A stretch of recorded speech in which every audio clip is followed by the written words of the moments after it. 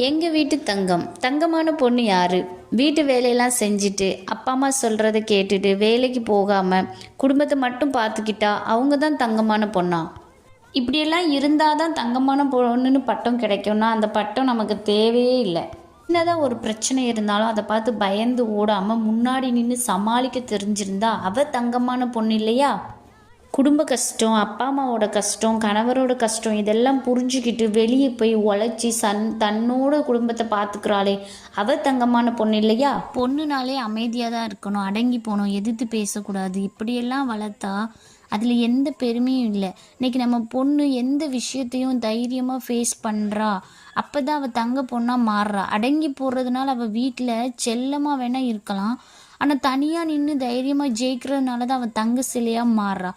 So பொண்ணுங்களை தனியாக நிற்க வச்சு தைரியத்தை சொல்லி கொடுத்து வளங்க, அப்போது பெருமையாக சொல்லலாம் இது எங்கள் வீட்டு தங்கம்னு.